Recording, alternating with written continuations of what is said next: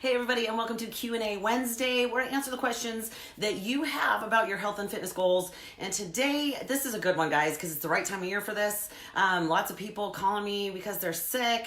So one of the biggest questions people ask is, should I still work out when I'm sick?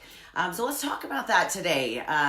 Not even a long topic, but I think it's important that we learn to listen to and respect our bodies because they work hard for us. And so one of the things that you have to do is you have to determine whether or not it's going to help or hinder you if you try to work out when you're sick. Now, of course, there's some variation and some variables there, but let's talk about what's most important about that.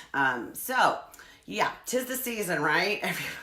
Everybody's coming down, being sick. And of course, I don't know about where you live, but where I live, it is really cold. And of course, people are indoors. So you're going to come in contact more with viruses and things that are floating through the air. Of course, do the things like wash your hands. But, you're better off to really focus on building your immune system, which of course comes with a healthy diet and with, doing some things that are healthy for you and, kind of common sense. Don't drink too much, don't smoke. Some of those basic things, but we'll get into that in just a second. So let's talk about whether or not you should still lift when you are sick. So there's a couple of different things to think about. The first thing is the severity of how sick you are. If you are absolutely dead and miserable, then, what's the point? Because you kind of need energy to get your workout in. And whether you're looking at doing cardio or whether you're looking at strength training, you really have to decide whether or not you're better off resting and getting some time back to yourself in order to recover, because your body, it's very difficult for your body to build muscle and try to heal itself at the same time. You've got two biological processes going on at the same time. It makes it very difficult for your body to do both efficiently. So, number one, if you didn't go to work, you probably shouldn't be going to the gym. Not only that, but you know what? I don't want to be sick because you decided to still show up at the gym. Now, my immune system's pretty flippin' good because I eat really well and I really support my microbiome, which is where our immune system begins. But I don't want to be put in a position where, especially if my immune system is compromised a little bit, I don't want to get sick because you decided to show up that day and kind of push through it. So keep that in mind that, other people and their health might be at stake if you choose to show up at the gym. Now, if you're working out at home, different ball game, and if you want to push through it, that's totally up to you. But read a really great piece of information on WebMD today that talked about that if your sickness or your illness is above the neck, okay, so we're talking like cold, maybe a sore throat, the sniffles, you might be okay continuing to get your workouts in, right? And there's been times in my past where I get tired of feeling like that, and my goal is, I'm just gonna do some cardio, try and burn this garbage out. Now, if you are sick kind of below the neck, maybe you've got body aches, a fever, chills, you probably should not be working out. So I thought that was a really good way to kind of perceive whether or not that is still an option for you. But really, you just have to learn to listen to your own body. So I've learned over time, first of all, I find it fascinating that I don't get sick very often. But when I do, I'm very aware it's because I put my body through more than it really can handle at the time, whether that's stress or just spending too many hours at work or just really not taking enough time off, which I tend to do. I tend to work 7 days a week. When you own your own business, that's just kind of how you roll, right? So I'm very, very quickly aware of when my body is really to that point where it can't keep up. I start to feel a little bit sick, whether it's a sore throat or swollen glands or whatever, and I have learned to back off. Now, here's why. Because if I don't tend to lift, right? I don't necessarily get my workouts in. I would rather stay home 1 or 2 days being sick and recovering than to knock myself out for an entire week. So, which has happened before. So I've learned kind of the symptoms that come on when I know that I'm pushing myself a little too hard, and it just can't keep up. So keep that in mind that, I like to be efficient. I get stir crazy if I'm home too much. So I don't want to be out more than I have to be, but I also have to respect the ability for my body to keep up with as much as I put it through. So that's important as well.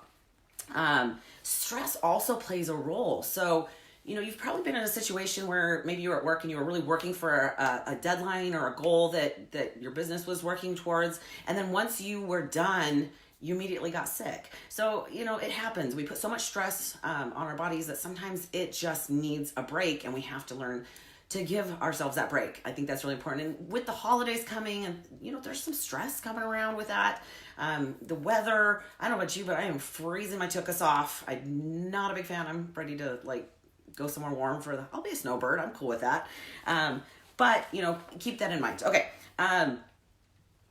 You also have to remember, you have to kind of take into consideration how active is the rest of your life. Now, if you have a job where you are sedentary, you might be able to still get away with, doing some quick workouts and being at work. Whereas when I'm sick, I can't do my job whatsoever because it's pretty active. So again, I have to balance that as to whether or not I can handle keeping up with what I'm doing with a compromised immune system.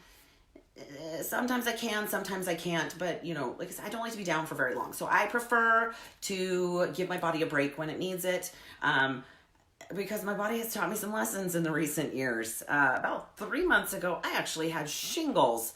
Yeah, and they're not kidding when they say that stuff is painful, because it is miserable. Now, that being said, I took a week off. I was for sure down for 5 days.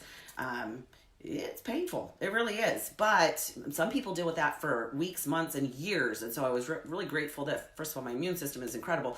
But I really did listen to my body, even though it was so difficult to hold still. So, all right, couple of tips. Like I said, listen to your body, right? It really, you're better off if you just rest. Your body can't be efficient at both things. And here's another quick tip that I've discovered. A lot of my clients learn as they start to burn off body fat and change their body composition, that they get sick. And think about it, what is your body fat? Well, it's storage, but it doesn't just store fat. It also stores toxins and the additives and preservatives that you're breathing in through the air, that you're getting in some of the foods that you eat, especially if they're ultra processed. Those start to recirculate throughout your body and put your body in a position to have to deal with that and fight those off all over again. And if you're already under some stress, you have some inflammation within your system, and so your body is trying to deal with that, it really can make a difference as to how healthy you stay, or whether or not you're able to fight off an illness as well. So again, it's very difficult to build muscle and heal from some sort of illness at the same time. So you're better off to just rest and recover. Same thing, I do tell clients as well that sleep trumps exercise. So with the same vein of, being healthy and whether or not you're sick, if you're not getting enough sleep, don't be trying to exercise. You've got to have at least 6 to 7 hours of sleep minimum in order to be efficient at a workout and get something out of it. It's more important to sleep than it is to exercise. The statistics show that's more important. So again, you kind of have to put your priorities in order and really focus on what's important to you and what's going to benefit you versus go hard and go home. That's not always the appropriate thing to do. Don't overtrain. If you are doing a lot of lifts, if you're doing a couple of lifts a day, which I can only think of a few circumstances where that's even appropriate. But at some point, the overtraining is going to tear your body down. And again, you're not even going to be able to keep your immune system up to fight off any type of bacteria or viral infection or whatever's going on. So don't do more than you really need to. I see a lot of people at the gym for 2 and 3 hours, and I don't get it. I've been there all damn day working. I don't want to be there any longer than I have to. My lifts are between 35 minutes to an hour, especially on leg day. It might take a little bit longer than an hour. And I do my cardio at home. So I don't spend hours at the gym unless I'm working. So, that's just how I roll. I want to be efficient, and I want to have other things to do. If you really have to, you can take an active rest day. So just because you can't exercise does not mean you can't still, walk around, be in the house, go for a walk outside if you need to in order to not be stir crazy. It just means don't try to accomplish anything above and beyond, maybe towards your lifting goals or whatever you're working towards, because again, your body can't recover at the same time. It makes it very difficult.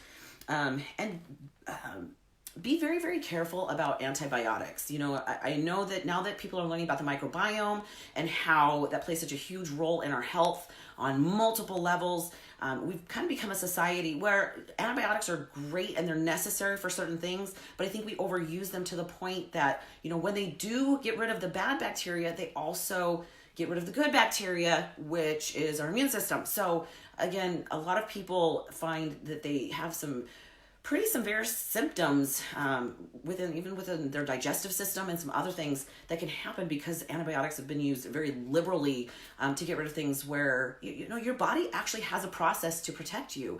So it's important that if you're eating right and healthy, and if you are exercising the right amount and you're getting the right amount of sleep, your body has been designed to fight those things off without having to necessarily use antibiotics. So just because your doctor offers that to you, make sure that it's right for you in the situation. And by all means, listen to your doctor.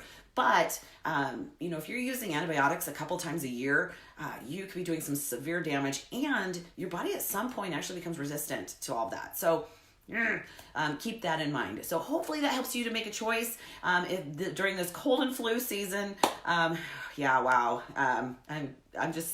I wasn't ready for the cold, and it is really cold out today. It's getting close to hitting single digits, so I may run away to somewhere warm. But have an incredible Wednesday, you guys. That is Q&A Wednesday. If you guys have a question, a comment, or something that you've heard about, please feel free to leave a comment below. You can also message me directly at Facebook Messenger. I do respond. Plus, I get my best ideas from you. So if you have a question, ask, because if I don't know, I'm going to find out, because I find it fascinating. So have an incredible week, you guys. Happy Halloween. Hopefully you do something fun with your family. I'm actually going to sit at home and hand out candy, because that's just what I'm going to do tomorrow. So have an incredible night, you guys. That is Q&A Wednesday, and until next week.